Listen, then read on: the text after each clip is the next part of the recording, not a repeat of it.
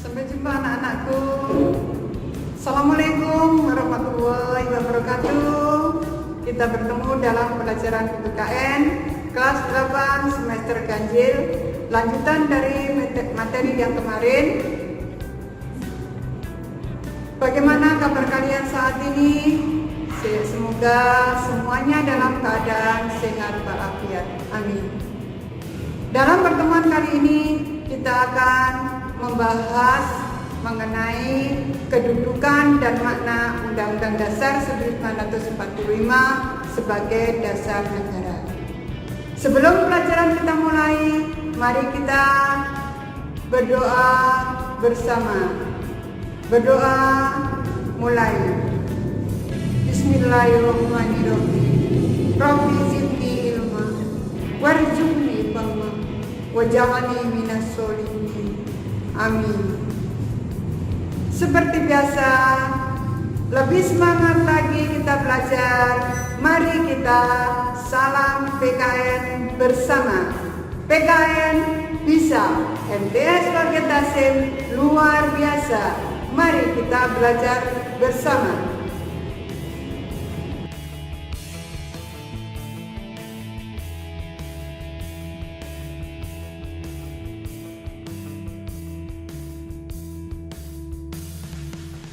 Assalamualaikum anak-anakku, sampai jumpa dalam pertemuan pada materi saat ini. Kita akan mempelajari menumbuhkan terhadap Undang-Undang Dasar Negara Kesatuan Republik Indonesia tahun 1945 dengan submateri kedudukan dan makna Undang-Undang Dasar 1945, pelajaran PKN kelas 8 semester ganjil.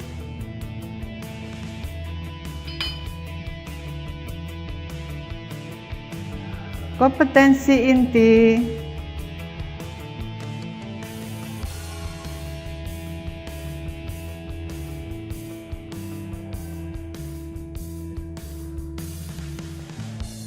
kompetensi dasar 3.2 4.2 indikator 3.2.1 4.2.1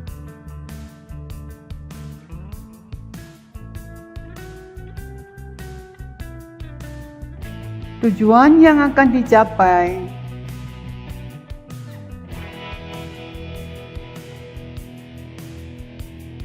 Nah, sebelum pelajaran kita mulai, sebelum kalian memperhatikan pelajaran yang akan kita bahas bersama pada pertemuan kali ini, apakah kalian semua sudah mengerti dengan adanya sistematika Undang-Undang Dasar 1945? Undang-Undang Dasar 1945 merupakan dasar negara Kesatuan Republik Indonesia. Undang-Undang Dasar 1945 merupakan sumber hukum yang tertinggi di negara Kesatuan Republik Indonesia. Untuk itu, kalian perhatikan penjelasan berikut ini.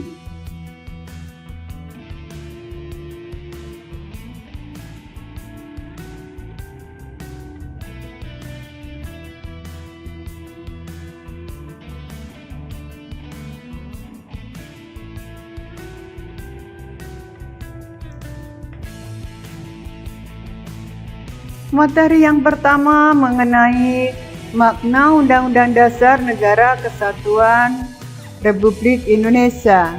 Pada tahun 1945,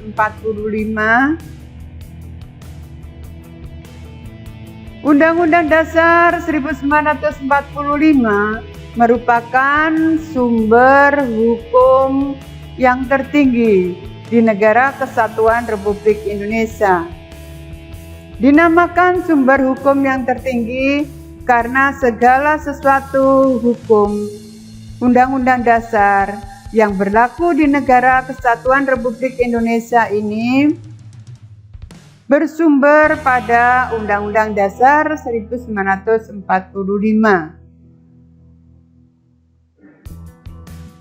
Undang-Undang Dasar 1945 juga dinamakan konstitusi, yang mana di dalamnya berisikan mengenai aturan-aturan penyelenggaraan negara. Undang-Undang Dasar ini, setiap negara memiliki Undang-Undang Dasar. Namun, di antara Undang-Undang Dasar tersebut, antara negara satu dan negara yang lain jelas berbeda. Perbedaannya tergantung dari paham yang dianut. Contohnya di negara Indonesia memiliki paham yang demokratis dan juga sumber dasar negara tersebut diambil dari watak kepribadian bangsa Indonesia itu sendiri, sehingga kita yang mana menganut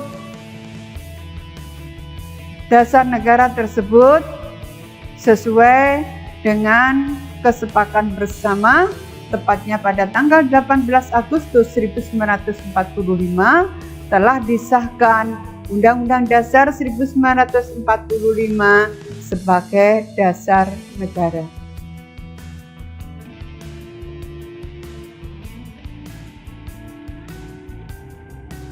Nah, untuk berikut kalian perhatikan sistematika Undang-Undang Dasar 1945.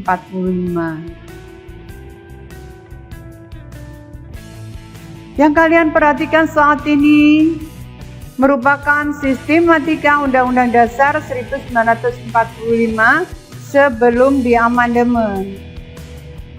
Jadi keaslian yang pertama kali disahkan pada tanggal 18 Agustus 1945, sistematika Undang-Undang Dasar 1945 terdiri dari 16 bab, 37 pasal, 4 pasal aturan peralihan. Di dalam pembukaannya terdiri dari 4 alinea dan 2 ayat aturan tambahan. Berikutnya yang ketiga adalah penjelasan. Diperhatikan kan anak-anakku mengenai sistematika yang sebelum diamandemen.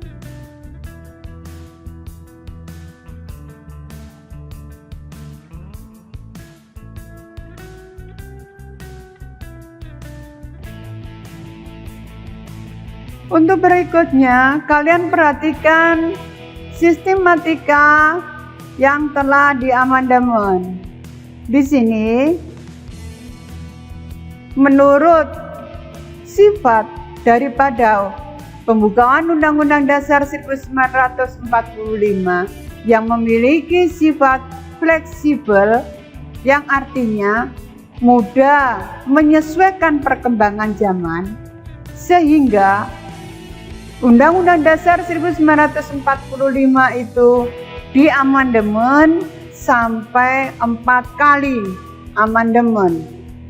Yang pertama dimulai pada tahun 1999, amandemen kedua tahun 2000, amandemen ketiga tahun 2001, dan amandemen keempat tahun 2002. Dan hasil dari amandemen bisa kalian lihat dari tayangan untuk membedakan antara sebelum dan sesudah amandemen pembukaan Undang-Undang Dasar 1945. Dimisalkan pada pasal yang awalnya 37 menjadi 73 pasal. Ini pengembangan pasal. Dari ayat di situ dibagi menjadi option A, B, C dan selanjutnya. Contohnya bisa kalian buka pada Undang-Undang Dasar 1945 yang telah diamandemen, yang kalian miliki. Ini merupakan kewajiban dari pelajaran PKN. Semua siswa harus memiliki buku kecil Undang-Undang Dasar 1945 yang telah diamandemen. Kalian perhatikan, kalian buka mengenai perbedaan pasal. Yang awal pada ada 37 pasal, dan yang sesudah diamandemen ada 73 pasal. Ini karena apa? Karena ada pengembangan daripada subnya. Contoh pasal 28 yang dulunya mengenai hak asasi manusia hanya dijelaskan intinya mengenai hak asasi manusia, belum dijabarkan mengenai hak pribadi, hak negara kepada warga negara, hak warga negara terhadap negara, hak warga negara antar negara. Ini ada pada pasal 28 dijabarkan sampai setelah diamandemen dijabarkan mulai dari 28A sampai 28J. Dimungkinkan kalau dikembangkan lagi berdasarkan menurut sifatnya yang fleksibel, nanti ada perubahan, dikembangkan lagi, jelas disesuaikan dengan watak kepribadian bangsa Indonesia. Ini ya nak, jelas bahwa amandemen di Indonesia dilakukan 4 kali amandemen, disesuaikan dengan sifat daripada pembukaan Undang-Undang Dasar 1945 yang fleksibel, mempunyai sifat mudah menyesuaikan perkembangan zaman.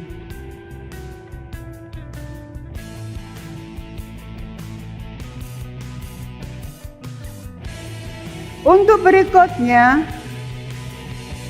kedudukan Undang-Undang Dasar 1945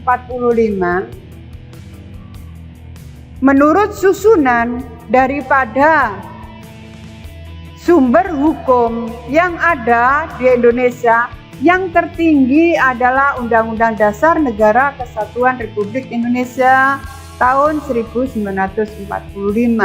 Ini merupakan sumber hukum yang tertinggi. Menurut peraturan perundang-undangan di Indonesia, pembukaan Undang-Undang Dasar 1945 ini kedudukannya sangat tinggi dan digunakan sebagai sumber hukum yang tertinggi. Dengan pengertian, segala aturan hukum yang berlaku di Indonesia berdasarkan Undang-Undang Dasar 1945.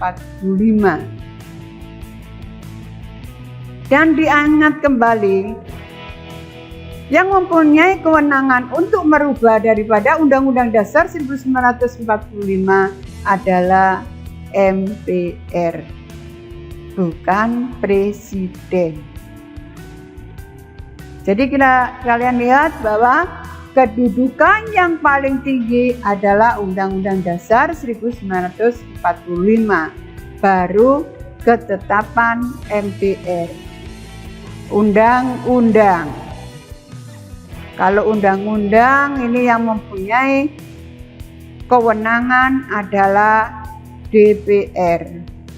Dari Presiden diajukan kepada DPR, disidangkan, kalau disetujui baru diserahkan kembali ke Presiden untuk digunakan sebagai undang-undang yang baru, dan undang-undang yang lama diganti. Bukan hanya penggantiannya, bukan sekedar diganti lalu dibuang, tapi digunakan sebagai perbandingan. Apabila undang-undang yang baru tadi tidak sesuai dengan watak kepribadian bangsa Indonesia, jelas akan menggunakan undang-undang yang lama kembali dan dikaji ulang. Ini ya mengenai susunan atau kedudukan daripada Undang-Undang Dasar 1945. Pembukaan Undang-Undang Dasar 1945 tidak dapat dihapus dan digantikan karena pembukaan Undang-Undang Dasar 1945 terdapat cita-cita dan tujuan nasional bangsa Indonesia. Apakah kalian semua juga mempunyai cita-cita dan tujuan hidup? Tentunya punya. Semuanya menginginkan suatu perlindungan dan memiliki kehidupan yang adil dan makmur. Cita-cita dan tujuan nasional bangsa Indonesia merupakan garis besar penyelenggaraan negara. Negara yang berdiri, negara yang merdeka, di situ pasti memiliki undang-undang dasar atau dasar negara. Sedangkan dasar negara tersebut antara negara satu dan negara yang lain jelas mempunyai perbedaan. Berdasarkan apa? Berdasarkan paham yang dianut. Karena bangsa Indonesia ini memiliki dasar negara yang sesuai dengan watak kepribadian bangsa Indonesia, mempunyai cita-cita dan tujuan nasional bangsa Indonesia yang harus sejalur dengan nilai-nilai Pancasila dan juga ada dalam pembukaan Undang-Undang Dasar 1945 yang digali sebelum bangsa Indonesia merdeka. Di situ pada pertemuan yang lalu dijelaskan mengenai proses pengesahan Pancasila dan Undang-Undang Dasar 1945 sebagai dasar negara. Ini merupakan penjelasan dari kedudukan Undang-Undang Dasar Negara Kesatuan Republik Indonesia tahun 1945. Kedudukan Undang-Undang Dasar 1945 itu yang pertama berdasarkan kaidah pokok bagi negara yang memutuskan adanya Undang-Undang Dasar 1945. Terwujudnya pembukaan Undang-Undang Dasar 1945 sebagai dasar negara. Yang kedua, tertib hukum tertinggi di dalam negara Indonesia. Oleh sebab itu, pembukaan Undang-Undang Dasar 1945 mempunyai kedudukan sebagai sumber tertib hukum yang tertinggi. Sedangkan di dalam batang tubuh Undang-Undang Dasar 1945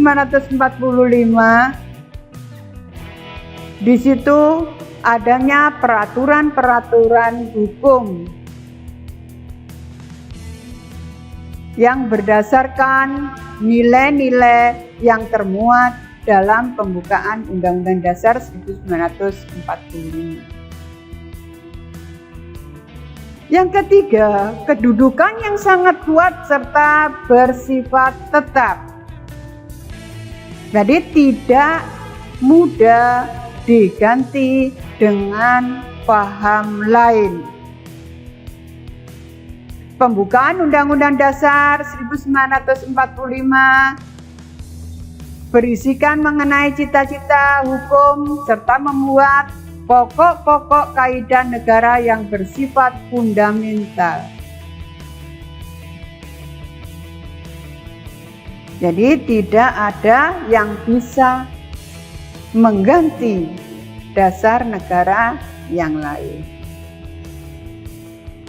Yang mempunyai hak amandemen adalah MPR. Dalam pengertian mengubah daripada isi disesuaikan dengan perkembangan zaman, bukan mengganti daripada dasar negara. Yang keempat adalah sumber semangat untuk Undang-Undang Dasar 1945. Di dalam pembukaan Undang-Undang Dasar 1945, di dalamnya memuat pokok-pokok pikiran dari butir-butir Pancasila, yang mana pada hakikatnya merupakan sumber semangat dalam setiap melakukan penyelenggaraan negara. Para pemimpin pemerintahan, para penyelenggaraan partai dan kelompok fungsional, serta semua perlengkapan negara lainnya. Dan yang kelima adalah kaidah pokok negara yang fundamental di dalamnya sebelum tertib hukum, di mana memiliki urutan-urutan yang bersifat hierarkis. Ya, ini perlu kalian perhatikan penjelasan dari kedudukan Undang-Undang Dasar 1945.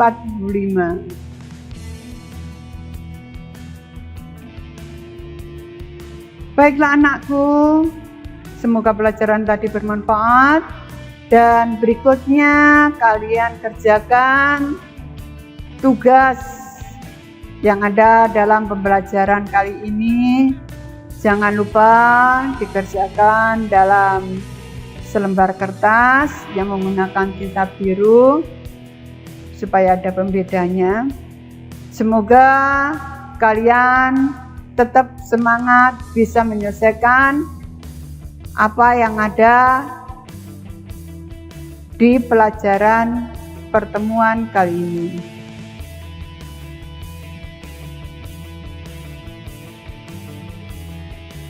Semoga bermanfaat pembelajaran hari ini. Tetap semangat. Semoga kalian menjadi penerus bangsa yang tangguh. Amin. Wassalamualaikum warahmatullahi wabarakatuh. Demikianlah anak-anakku pembelajaran kali ini. Semoga apa yang kalian perhatikan dalam tayangan video tadi bisa menambah ilmu kalian. Tetap semangat dan jaga kesehatan. Sebelum kita akhiri dalam pelajaran kali ini, mari kita berdoa bersama. Berdoa mulai. Bismillahirrahmanirrahim. Allahumma inni astaghfiruka ma 'allamtani farduhu ilayya inda hajati wa la tansani ya rabbal alamin. Amin. Wassalamualaikum warahmatullahi wabarakatuh.